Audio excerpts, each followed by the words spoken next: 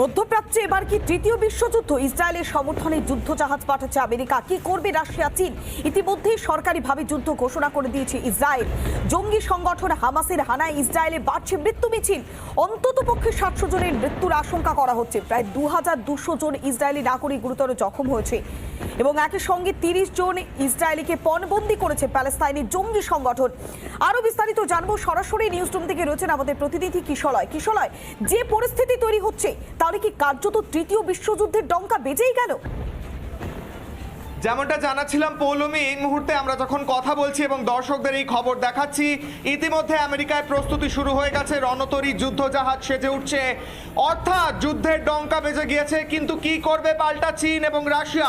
কারণ তারা চাপে পড়বে। মধ্যপ্রাচ্যে যদি মার্কিন সেনার প্রেজেন্স থাকে, সেনার উপস্থিতি থাকে, যুদ্ধজাহাজের উপস্থিতি থাকে, এটা একদিকের খবর। যেমন অপরদিকে হামাস আরো দুঃসাহসী হয়ে উঠেছে, কারণ গতকালের পর হামলার পর হামাস আজকে ঘোষণা করেছে, যেমনটা তুমি জানালে এবং আমরা একদম লেটেস্ট নিউজ যেটা ব্রেক করছে এই মুহূর্তে, 7টার বুলেটিনে সকাল 7টায় 30 জন ইসরায়েলিকে তাদের একটি জঙ্গি সংগঠন তারা কিডন্যাপ করেছে, অপহরণ করেছে এবং ধরে রেখেছে, পণবন্দি করেছে বলে খবর উঠে আসছে।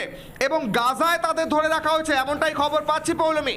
এবং এই 30 জনকে ধরে রাখা হয়েছে জায়াদ বলে একজন আছেন, জঙ্গি সংগঠনের নেতা, হামাস নেতা জায়াদ নাখালে। তিনি বলছেন, একটি ভিডিও স্পিচের মাধ্যমে বলছেন যে তারা নাকি পণবন্দি করে রেখেছেন। এই খবরের সাথে সাথে আমরা যে খবরের টানা নজর রাখছি, টানা মিসাইল হামলা চলছে। একদিকে সেই ছবি দেখাচ্ছি কিভাবে যুদ্ধের দামামা বেজে গেছে, যুদ্ধের তীব্রতা বাড়ছে এবং রাস্তায় সেনা নেমেছে, সেই ছবি একদিকে দেখাচ্ছে। আরেকদিকে যে খবর ব্রেক করছে এই মুহূর্তে লেটেস্ট আপডেট, দাউ দাউ করে যখন আগুন জ্বলছে গাজায়, তখন হামাসের দুঃসাহসিকতা আরো বাড়ছে।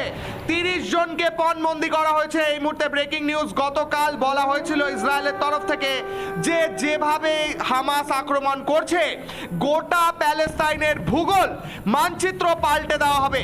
এবং তারপর আবার দুঃসাহসিকতা দেখালো, আবার দুঃসাহসী কাজ করলো হামাস, এবং তার ফলে ইসরায়েলের তরফ থেকে জানানো হচ্ছে কোনো মতেই ছেড়ে কথা বলা হবে না।